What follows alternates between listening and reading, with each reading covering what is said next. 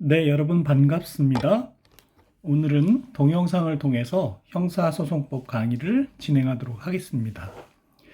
지난 시간까지 저희는 수사의 단서에 대해서 공부를 했습니다. 오늘은 수사의 방법으로 들어가서 강의 노트를 같이 살펴보면서 공부하도록 하겠습니다. 먼저 임의수사와 강제수사에 대한 이야기인데요. 수사기관이 수사를 하는 데 있어서 강제력의 행사 여부를 기준으로 해서 임의수사와 강제수사로 수사를 나눌 수가 있습니다. 그 중에서 임의수사는 피의자나 참고인 등의 자발적인 협조에 의한 수사 방법을 말하는데요. 예를 들면 피의자 신문이라든지 참고인 조사, 사실조회, 그 밖에 여러 가지 방법이 있습니다. 이에 반해서 강제수사는 수사기관의 강제력에 의한 수사를 말하는데요. 강제수사의 개념에 대해서 여러 가지 학설들이 있는데 대체적으로 다수설적인 입장은 형식적인 규정이 아닌 실질적인 관점에서 상대방의 법익을 침해하면 강제수사다 이렇게 보고 있다고 할 수 있겠습니다. 전형적인 강제수사의 예로는 체포, 구속, 압수, 수색, 검증 등이 있고요. 이와 같은 임의수사와 강제수사에 관해서 수사는 원칙적으로 임의수사에 의해야 합니다. 그것을 임의수사의 원칙이라고 하죠. 수사기관은 수사의 목적을 달성하기 위하여 필요한 조사를 할 수 있지만 강제수사는 형사소송법에 특별히 규정이 있는 경우에 한해서 필요한 최소한도의 범위 안에서만 해야 한다. 이렇게 199조 1항에서 규정을 하고 있지요. 그래서 앞에 부분은 임의수사의 원칙을 말한다고 이야기하고 있습니다. 중요한 것은 강제수사를 어떻게 규제할 것이냐의 문제인데요. 수업 시간에도 한번 말씀드렸던 것 같은데 강제수사를 규제하는 방법에는 크게 두 가지 관점에서 볼 수가 있습니다. 하나는 입법적인 관점에서의 통제로서 강제수사 법정주의를 생각해 볼 수가 있고요. 양괄호 1번에 있죠. 또 하나는 사법적인 관점에서의 통제도 생각해 볼 수가 있는데 그것이 바로 영장주의가 되겠습니다. 그렇죠? 먼저 강제수사 법정주의에 대해서 살펴보면요.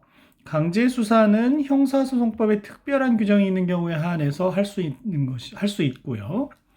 인권 침해가 예상되는 수사 활동은 임의수사가 원칙이고 강제수사는 필요한 경우에 그 종류와 절차를 법에 미리 규정해서 이를 억제하도록 한 것이죠. 두 번째는 사법적 관점에서의 영장주의 원칙이라고 할 수가 있는데요. 체포, 구속, 압수 또는 수색을 할 때에는 적법한 절차에 따라서 검사의 신청에 의하여 법관이 발부한 영장을 제시하여야 한다고 그렇게 규정이 되어 있습니다. 헌법적인 원칙이죠. 이와 같은 영장주의 원칙은 네 가지를 내용으로 하죠. 첫째, 법관에 의한 영장의 원칙. 둘째, 사전 영장의 원칙. 셋째, 일반 영장 금지의 원칙. 넷째, 영장 제시의 원칙을 그 내용으로 한다고 할 수 있습니다. 아마도 헌법 시간에 많이 다루었을 텐데요. 우리가 주의해서 살펴봐야 하는 것은 영장주의 원칙의 예외입니다. 보다 자세한 것은 뒤에서 공부하겠지만 개괄을 해보면 체포에 있어서 긴급체포, 현행범인 체포 또는 체포 구속 목적의 피의자 수색, 체포 현장에서의 압수수색 검증, 타인의 주거나 타인이 간수하는 가옥, 건조물, 항공기, 선박, 차량 안에서의 피의자 수색, 또 범죄 장소의 압수수색, 긴급 체포된 자에 대한 긴급 압수 같은 것이 있습니다. 대체적으로 216조의 조문 순서에 따라서 여기서는 설명을 나열이 되어 있는 거고요. 그에 대해서는 뒤에서 자세히 배우겠습니다. 한편 강제수사의 규제에 있어서 명문의 규정은 없지만 비례성의 원칙을 우리가 생각해 볼 수가 있겠습니다. 비례성의 원칙은 역시 제가 수업 시간에 말씀드렸던 것처럼 민사, 형사, 공법을 가리지 않고 여러 법 분야에 적용되는 중요한 원칙이라고 할 수 있겠습니다. 그래서 아래 부분에 비례 원칙에 대한 일반적인 얘기를 써놨고요. 여기서는 국가 형벌권 달성을 위한 강제 수사는 그로 인해서 침해될 개인적 이익과 비교해서 상당성이 유지되어야 한다는 것이죠. 형사소송법에서 강제 수사는 필요한 최소한도의 범위 안에서만 하여야 한다라는 규정이 바로 그 내용이라고 할 수가 있고요. 이와 같은 비례성의 원칙은 형사 절차에서 강제 수사의 발동과 내용을 한계짓는 역할을 한다고 할 수 있겠습니다. 비례성의 원칙은 크게 적합성의 원칙, 그렇죠? 그리고 필요성의 원칙, 그리고 상당성의 원칙, 이렇게 세 가지로 보통 나눠서 설명하는 것이 일반적이죠. 한번 살펴보시기 바라고요. 현실에서 임의수사와 강제수사의 한계를 획정하는 것은 그렇게 쉬운 문제가 아닌데요. 여기서는 주로 임의동행, 그리고 보호실 유치, 그리고 거짓말 탐지기 사용 등에 대해서만 간단하게 이야기하도록 하겠습니다. 그 중에서 특히 임의동행이 크게 과거에 문제가 되었었는데요. 지금도 그 중요성이 적지 않다고 하겠습니다. 임의동행이라는 것은 수사기관이 피의자의 동의를 얻어서 피의자를 수사기관 등에 동행하는 것, 쉽게 말해서 함께 데리고 가는 것을 말하는 것이죠. 이와 같은 임의동행에 대해서는 일반적으로 임의수사의 한 형태로 보고 있고요. 판례는 아래에서 보는 바와 같이 엄격한 요건 아래에서 임의동행의 적법성을 인정하고 있습니다. 그래서 관련 판례를 보시면요. 2020도 398 판결을 먼저 보시면 경찰관 직무집행법 3조 2항에 따라서 저희가 지난번에 배웠던 동행 요구죠. 행정경찰 목적의 경찰 활동으로 행하여지는 임의동행 외에도 형사소송법 199조 1항 수사의 단서에 불과한 임의동행 요구 이외에 수사의 방법으로서 임의수사에 착수해서 임의수사로 행해지는 형사소송법 199조 1항에 따라서 범죄 수사를 위해서 이루어지는 임의동행이 적법성이 인정되려면 어떤 요건을 갖춰야 하느냐에 대해서 판시하고 있는 사안입니다. 그래서 임의동행에는 이와 같이 경찰관 직무집행법 3조 2항에 따른 동행 요구에 이은 임의동행이 있고요. 그 밖에 형사소송법 199조 1항에 따른 범죄 수사를 위한 동행이 있는데 그에 대해서 판례는 뭐라고 얘기합니까? 네, 밑줄을 한번 쳐보겠습니다. 수사관이 동행에 앞서서 피의자에게 동행을 거부할 수 있음을 알려주었거나 또는 동행한 피의자가 언제든지 자유로이 동행 과정에서 이탈 또는 동행 장소로부터 퇴거할 수 있었음이 인정되는 등 뭐라고 얘기합니까? 오로지 피의자의 자발적인 의사에 의하여 이루어진 경우에도 가능하다. 이렇게 적법 요건을 쓰고 판시하고 있는 것을 볼 수가 있습니다. 그래서 그 아래 사례 부분에 대해서는 사안 부분에 대해서는 여러분이 살펴봐 주시길 바라고요.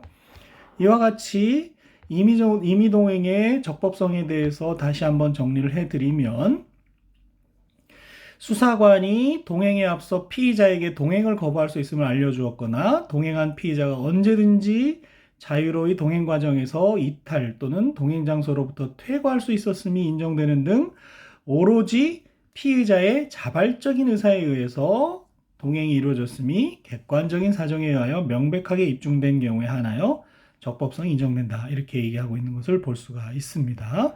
그래서 아래 나오는 2005도 6810호 판결도 한번 보시고요. 그 사안을 나중에 읽어보시면 과연 임의동행으로 인정할 수 있겠는가 하는 의문이 드실 겁니다. 그 내용에 대해서는 여러분이 판례 사안을 간단하게 읽어보시기를 바라겠습니다. 사례를 기반으로 해서 임의동행의 적법성을 판단해 볼 수 있는 좋은 판례가 되겠고요. 아래에 나오는 2009도 6717호 판결은요. 경찰관들이 갑과 을, 갑은 유흥주점에 손님으로 간 사람이고요. 을은 유흥주점의 종업원입니다. 그래서 그 사람들이 혹시 성매매를 한 것이 아닌가라는 의문을 두고서 수사관서로 동행하는 사건에 관한 것입니다.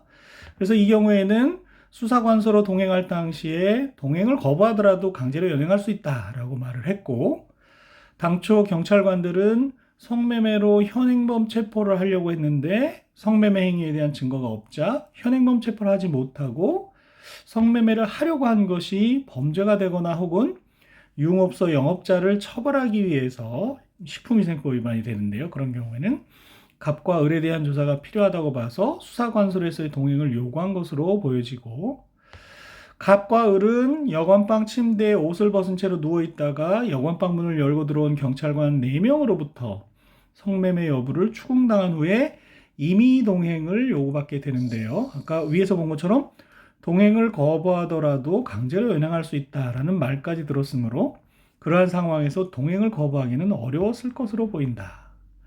그리고 동행 과정에서 여성 피의자라고 할까요? 을이 화장실에 가니까 여자 경찰관이 따라가서 감시까지도 한 점에 비춰보면 저희가 앞에서 봤던 그 오로지 피의자의 자발적인 의사에 의해서 동행이 이루어졌음이 객관적인 증거에 의해서 명백하게 이루어졌다고 볼 수 없다는 그런 판시가 되겠습니다. 그리고 이 판례는 나중에 그 유흥주점의 영업주를 처벌하기 위해서 갑과 을을 상대로 위법한 증거가 수집되었을 때 그 위법한 수집 증거를 제3자를 위해서도 쓸 수 있느냐 없느냐에 관한 중요한 판례가 되는데요. 다음 학기의 배우는 위법 수집 증거에 제3자에 대한 위법 수집 증거를 피고인 본인에게 쓸 수 있느냐의 문제와 관련해서 다시 한번 등장을 할 것입니다. 그와 같은 임의동행이 위법하게 된다 그러면은 그와 임의동행이 위법하게 되기 때문에 강제적인 임의동행 요구는 적법한 공무집행이 될 수가 없기 때문에 그와 같은 과정에서 경찰관에게 경미한 상해를 입히면 위법성이 결여된다는 판례도 그런 의미에서 이해할 수가 있는 것이지요. 공무집행 방해죄가 성립하지 않는다는 그런 얘기가 되겠습니다. 그래서 위법한 공무집행에 대한 정당 방위를 인정할 수가 있게 되는 거죠. 그래서 임의동행의 위법성은 형법적인 문제까지 이야기하게 됩니다. 임의동행에 대해서 잘 정리해 놓으시기 바라고요. 두 번째로 보호실 유치인데요. 보호실 유치는 수사기관이 피의자 의사에 관계없이 일정한 장소에 강제로 유치하거나 강제 유치 또는 피의자의 승낙을 받아서 유치하는 것입니다. 승낙 유치 이렇게 두 가지가 있는데, 원래 보호실이라는 것이 경찰관 직무집행법 4조에 의해서 타인의 생명이나 재산에 해를 끼칠 우려가 있는 정신착란자나 주치자에 대하여 죄송합니다. 가족이나 공공기관에 인계하기 전까지 보호하기 위하여 마련된 시설이죠. 과거에 임의동행자나 영장대기자를 일시적으로 유치하는 수단으로 변질되어서 그 불법성에 대한 시비가 굉장히 끊이지 않았었습니다. 따라서 그에 대해서 대법원이 판시를 하게 되는데요. 영장 없이 피의자를 보호실에 유치하는 것은 영장주의에 위배되는 위법한 구금에 해당하며, 특히 승낙 유치도 물론이고 강제 유치는 나아가서 불법 감금죄, 공무원의 불법 감금죄에도 해당할 수 있다고 그렇게 판시한 바가 있습니다. 판례 내용은 여러분이 살펴봐 주시고, 마찬가지로 이 보호실 유치에 대해서는 행정법 영역에서도 문제가 되고 있기 때문에 경찰 행정 부분을 공부하시면서 경찰관 직무집행법에서 다루는 부분에서도 다시 등장할 수가 있습니다. 참고하시기 바라고요. 거짓말 탐지기 검사가 임의수사로서 허용되느냐의 문제가 있는데요. 결론적으로 말씀드리면 동의를 받아서 피검사자의 동의를 받아서 검사하는 것까지는 허용이 된다고 하겠습니다. 그런데 동의를 받지 않은 검사는 당연히 허용되지 않는다고 할 것이고요. 한편 동의를 받아서 하는 과정에서도 자백 강요의 수사 관행이 또다시 살아날 수 있다, 이런 부분들이 있기 때문에 판례는 사실상 증거 능력을 인정하기 어려울 정도의 강력한 전제 요건들을 요구하고 있습니다. 이에 대해서 자세한 것은 증거법에서 살펴보기로 하겠습니다. 자, 이와 같이 임의수사와 강제수사의 한계에 대해서 살펴봤고요. 이번에는 임의 수사의 전형적인 방법으로서 피의자 신문, 또 참고인 조사 등등에 대해서 살펴보겠습니다. 먼저 피의자 신문이죠. 피의자 신문을 하기 전에 범인 식별 절차가 문제되는 경우가 있습니다. 과연 이 사람이 목격자가 진술한 또는 수사 대상이 된 범인이 맞느냐에 대한 문제인 거죠. 영어로는 폴리스 라인업이라고 해서요. 어떤 라인 앞에다가 예를 들어서 갑, 을, 병 이런 사람들을 세워놓고서 목격자로 하여금 누가 목격한 사람이 맞는지를 확인하도록 그렇게 하는 것이죠. 그래서 라인업이라고도 하는 거죠. 자, 강의 노트를 보시면요. 피의자 신문에 앞서서 피의자를 확정하는 과정에서 범인 식별 절차가 문제가 될 수 있고요. 약 10여 년 전부터 사법연수원을 중심으로 해서 범인 식별 절차가 굉장히 이슈가 된 적이 있습니다. 범인 식별 절차에 있어서 중요한 것은 뭐라고요? 1대1 대면, 위에서 본 것처럼 갑을병 여러 사람을 세워야 되는데 그렇지 않고 한 사람만 세운다든지 또는 사진을 보여주는 과정에서도 사진 한 장만을 제시하는 것은 신빙성이 낮다고 그렇게 판시를 하고 있는 것을 볼 수가 있습니다. 그러면 어떻게 해야 범인 식별 절차에서 신빙성을 높게 평가할 수 있느냐? 이에 대해서 판례가 몇 가지 요구를 하고 있습니다. 동그라미 1번을 보시면요. 사전에 범인의 인상착의 등에 관한 목격자의 진술 내지 묘사를 상세히 기록화해야 된다는 것입니다. 사전에, 식별하기 전에죠. 두 번째로 용의자를 포함해서 인상 차이가 비슷한, 완전히 차이가 나는 사람을 세워서는 안 되겠죠. 여러 사람을 동시에 목격자와 대면시켜 범인을 지목하도록 해야 한다. 여러 사람을 하여야 한다는 얘기죠. 그것도 차례차례 하면 안 되고 동시에요.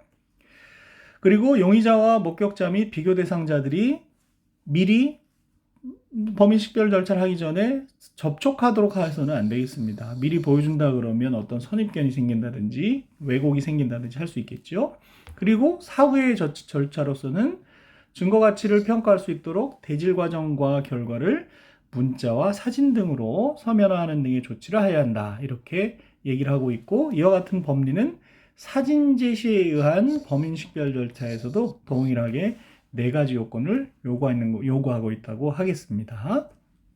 자, 이와 같은 피의자 신문에 앞선 범인 식별 절차를 거쳐서 피의자 신문으로 본격적으로 들어가게 될 텐데요. 피의자 신문이라는 것은 수사기관이 피의자를 출석시켜서 사건에 관해서 질문하고 이에 대한 진술을 듣는 것을 말하는 거죠. 그래서 출석시켜서 질문을 하고 진술을 듣는 것을 말합니다. 200조에 그 근거 규정이 있고요. 피의자 신문에 대한 근거 규정이죠. 피의자 스스로 수사기관에 출석해서 신문을 받는 것이기 때문에 임의 수사의 이 방법에 속한다고 하고 있죠. 그런데 사실상 강제 수사처럼 운영되지 않도록 조심해야 되겠습니다. 주의해야 되겠습니다. 피해자 신문의 주체는 당연히 수사기관인데요. 구체적으로는 검사 및 사법경찰관이 되겠죠. 사법경찰관이 아닌 사법경찰리가 피의자를 신문한 경우에도 적법하다고 한 바가 과거에 있었습니다. 다만 2020년 개정법에서 검사의 사법경찰관리에 대한 수사지휘권이 폐지가 되었는데요. 사법경찰관의 독자적 수사권이 보장되었기 때문에 이제는 그의 지휘를 받고 보조하기 위해서 사법경찰리가 작성한 서류도 여전히 증거 능력이 있지 않나라고 볼 가능성이 더 높아졌다고 그렇게 볼 수 있겠습니다. 인력과 이런 것들이 빨리 보완이 돼야 되겠죠. 피의자 신문을 하기 위해서는 앞서 본 것처럼 먼저 출석을 시켜야 되기 때문에 출석을 요구하게 되겠습니다. 그래서 수사기관이 피의자를 신문하기 위해서는 수사관서 등 신문 장소로의 출석을 요구해야 되고요. 수사기관은 출석을 요구하기 전에 우편이나 전자우편, 전화를 통해서 출석 대체 수단의 가능성을 고려해 줘야 되고요. 출석 요구를 하려는 경우 피의자와 조사 일시, 언제 어디서 조사할지를 협의해야 된다는 것이죠. 수사준칙에 그와 같은 규정이 있습니다. 앞서 본 것처럼 피의자 신문은 임의 수사의 방법이기 때문에 피의자가 반드시 수사기관의 출석 요구에 응할 의무가 있는 것은 아니지요. 그리고 출석한 때에도 임의 수사이기 때문에 언제든지 퇴거할 수가 있습니다. 그런데 사실상 피의자가 정당한 이유 없이 수사기관의 출석 요구에 응하지 않으면 또는 응하지 않을 우려가 있을 때에는 뒤에서 살펴볼 체포영장 발부의 사유가 될 수 있기 때문에 사실상 임의 수사이긴 하지만 그것을 거부하는 것이 상당히 어렵겠죠. 한편 나아가서 구속영장에 의해서 적법하게 구금되어 있는 피의자가 구치소나 이런 곳에 있는 피의자가 피의자 신문을 위한 출석 요구에 불응하면 어떻게 될까요? 그때는 이미 발부된 구속영장의 효력에 의해서 피의자를 조사실까지 구인할 수 있다는 것이 대법원 판례의 입장입니다. 아래에 나오는 2013모 160 160 결정의 내용이고요. 과거 그 당시 판례가 선고될 당시 경찰과 검찰 사이에 수사권 독립 내지는 수사권 조정에 관한 논의가 있는 과정에서 경찰과 검찰의 어떤 다툼이 그 발단이 되었다고도 죄송합니다. 이 사안은 그 사안은 아니고요. 그것은 구인을 하도록 요구했을 때 경찰이 응할 의무가 있느냐 없느냐의 문제이고요. 지금 2013모 160 결정은 구속영장의 효력에 의해서 구인을 할 수 있다. 이렇게 본 판례입니다. 네, 제가 잠시 혼동을 했고요. 피의자 신문을 하기 전에 진술거부권을 고지를 해줘야 되죠. 진술거부권은 피의자의 헌법상 권리로서 검사 또는 사법경찰관이 피의자를 신문하기 전에 진술거부권을 고지해 주어야 합니다. 244조의 3의 1항에 있고요. 그리고 이와 같은 진술거부권의 고지 제도를 실효성 있게 하기 위해서 형사소송법이 구체적으로 규정하고 있는데요. 다음과 같은 사항을 알려주도록 하고 있습니다.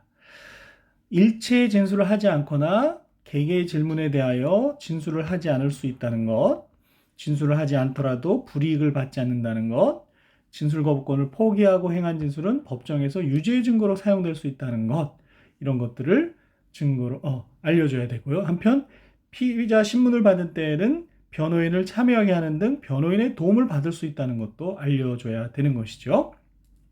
여기서 1에서 3까지는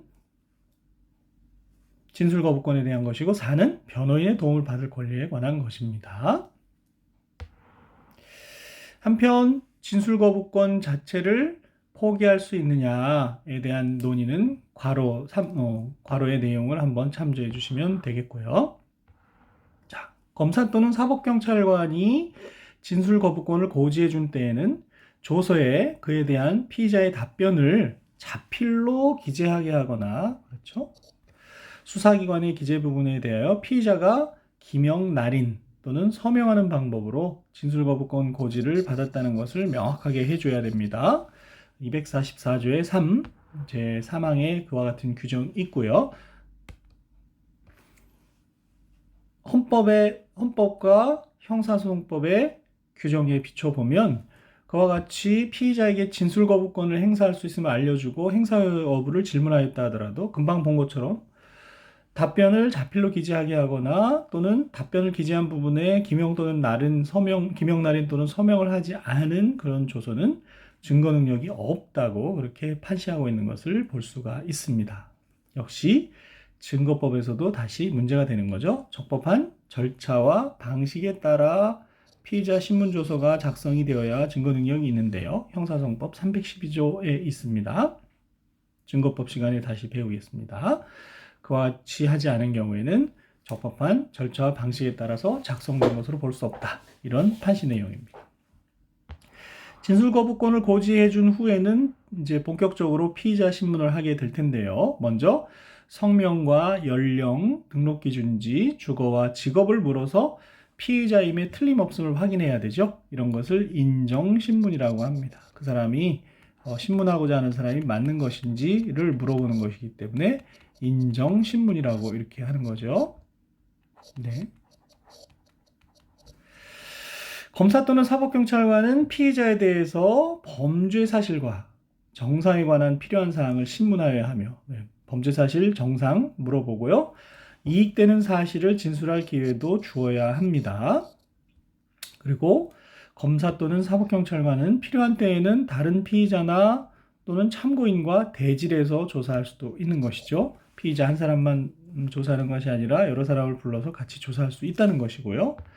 한편 구금된 피의자는 형의 집행 및 수용자 처우 등에 관한 법률에 규정된 사유에 해당하지 않는 이상 밑줄 친 부분을 원래 클릭하면 그 법령으로 연결이 되어 있는데요. 수업 시간이 아니라서 나중에 필요하신 분들은 찾아보시기 바랍니다. 보호장비, 수갑이나 포승줄 같은 보호장비 착용을 강제당하지 않을 권리를 가지죠. 그래서 검사는 조사실에서 피의자를 신문할 때 해당 피의자에게 위 법령에 정한 특별한 사정이 없는 이상 교도관에게 보호장비의 해제를 요청할 의무가 있고요. 교도관은 이에 응하여야 하는 것이죠. 이미 피의자 신문 참여권에서 살펴본 내용, 미리 공부해 본 내용이 있고요. 되겠고요. 검사 또는 사법경찰관이 구금된 피의자를 신문할 때 피의자 또는 변호인으로부터 보호장비를 해제해달라는 요구를 받고도 거부한 조치는 형사소송법에 정한 417조 1항에 정한 구금에 관한 처분에 해당한다고 봐야 되기 때문에 그와 같은 조치에 대해서는 준항고로서 구제받을 수가 있는데요. 항고와 준항고에 대해서는 수업 시간에도 이야기한 바가 있습니다만 보다 자세한 것은 다음 학기에서 배우게 되겠고요. 변호인의 참여에 대한 불복, 참여에 관한 처분에 대한 불복, 또 이와 같이 구금에 관한 처분에 대한 불복 같은 것이 어떤 구제 수단에 의해서 구제받게 되는지를 잘 구분해서 알아놔야 되겠습니다. 등장할 때마다 하나씩 정리를 해놓고 나중에 종합적으로 살펴봐야 되겠죠. 그래서 2015모 2357 결정이 바로 그와 같은 내용이 되겠지요. 쟁점을 다시 한번 얘기해 보면요. 검사가 조사실에서 피의자를 신문할 때 도주, 자해, 다른 사람에 대한 위해 등 형의 집행 및 수용자의 처우에 관한 법률 97조 제1항 각호에 규정된 위험이 분명하고 구체적으로 드러나는 경우에만 예외적으로 보호장비를 사용해야 하는 것이고 검사가 조사실에서 피의자를 신문할 때 피의자에게 위와 같은 특별한 사정이 없는 이상 교도관에게 보호장비 해제를 요청할 의무가 있고 교도관이 이에 응하여야 한다는 내용이 되겠습니다. 그리고 그와 같은 잘못된 처분에 대해서는 형사소송법 417조 제1항에서 정한 구금에 관한 처분에 해당해서 준항고로서 다툴 수 있다라는 것을 다시 한번 확인을 해 놓으셔야 되겠죠. 그 밖에 앞에서 공부했던 피의자 신문 시 변호인 참여권에 대한 내용도 들어있으니까요. 판례를 한번 여러분이 차분하게 읽어보시기를 바랍니다.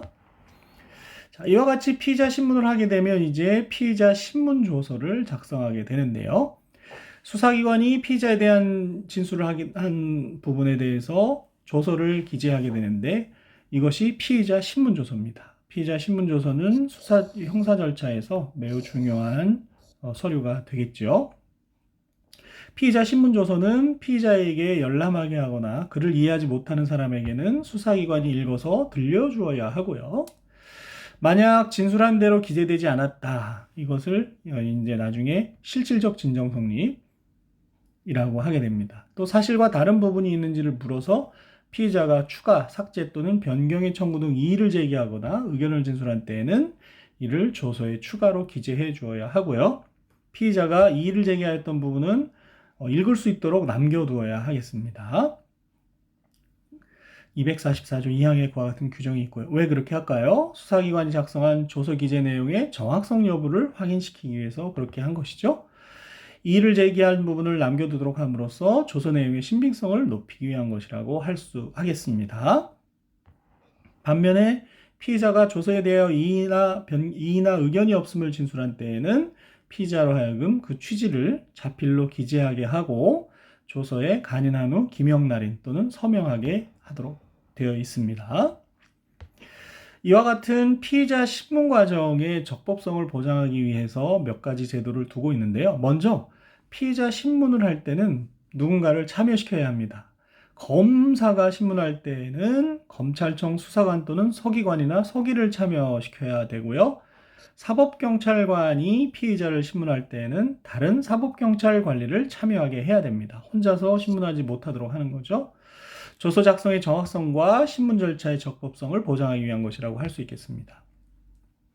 좀 오래된 판례이긴 한데 검사가 참석하지 않은 상태에서 검찰 공무원인 검찰 주사가 피의자를 신문해서 조서를 작성하고 조사를 마친 직후에 검사가 이렇게 질문하고 이렇게 답변한 것이 맞냐라는 식으로 개괄적으로 질문한 사실이 있을 뿐인 피의자 신문조서의 증거 능력은 검사 피의자 신문조서로 볼 수 없다라고 했던 그런 판례가 있습니다. 한편 적법성을 보장하기 위해서 변호인의 피의자 신문 과정에 참여할 수 있는 권리도 인정을 하고 있죠. 그것은 앞서 변호인의 권리 부분에서 살펴본 바가 있습니다. 한편 피의자 진술을 영상 녹화할 수도 있는데요. 피의자 진술의 영상 녹화는 수사 과정의 투명성을 기하고 피의자 인권 침해를 방지하기 위한 것입니다. 근데 그 증거법적인 의의는 어떻게 되느냐 하면 증거법에서 또 자세히 보겠습니다만 피의자 신문조서 대신에 영상 녹화물을 독립된 증거로는 사용할 수가 없다는 게 현재 형사소송법의 입장이죠. 기억을 환기시키기 위한 수단으로만 사용이 되는데 그칩니다. 318조의 이 이항 규정을 한번 읽어보시기 바라고요. 왜 그렇게 했느냐 하면 영상 녹화물에 대해서 증거 능력을 인정해버리면 법관의 심증 형성에 큰 영향을 미칠 수 있기 때문이다 라는 것이 그 이유가 되겠습니다. 자세한 것은 증거법에서 공부를 하겠고요. 이와 같이 피의자의 진술은 영상 녹화할 수 있는데 다만 영상 녹화하는 사실을 미리 알려줘야 합니다. 자, 영상 녹화한다고 알려줘야 되죠. 그리고 조사 개시부터 종료 시까지 전 과정 그리고 객관적 정황을 영상 녹화해야지 필요한 부분만 발췌해서 녹화한다든지 하는 것은 안 되겠습니다. 왜냐하면 수사기관이 의도적으로 유리한 부분, 예를 들면 자백하는 부분만 선별 녹화하는 것을 방지하기 위해서 그렇다고 봐야 되죠. 영상 녹화가 완료된 때에는 피의자 또는 변호인 앞에서 지체 없이 원본을 봉인하고 피의자로 하여금 기명 날인 또는 서명하게 하고요. 피의자 또는 변호인의 요구가 있는 때에는 영상 녹화물을 재생하여 시청하게 할 수 있도록 해줘야 되겠습니다. 그리고 내용에 이의가 있다 그러면 그 취지를 기재한 서면을 첨부하도록 하는 것이죠. 향후 이 피의자 진술의 영상 녹화물에 대해서 독립적인 증거 능력을 인정하는 방향으로 나아가야 하지 않을까 이렇게 생각이 되는데요. 현재까지는 여러 가지 이유로 피의자 진술을 영상 녹화물에 대해서 독립적인 증거 능력을 인정하지 않고 있다는 것을 주의하셔야 되겠습니다. 한편 피의자 신문의 적법성을 보장하기 위해서 수사 과정을 기록하도록 하고 있습니다. 검사 또는 사법경찰관은 피의자가 조사 장소에 도착한 시각, 조사를 시작하고 마친 시각, 그 밖에 조사 과정의 진행 경과를 확인하기 위해 필요한 사항을 피의자 신문조서에 기록하거나 별도의 서면에 기록한 후 수사 기록에 편철하도록 하고 있죠. 이에 대해서도 열람, 증감 및 변경 청구권이 인정이 되고 피의자에게 간인, 기명 날인 서명하게 하도록 하고 있습니다. 수사 과정의 투명성과 적법성을 보장하기 위한 것이라고 하겠습니다.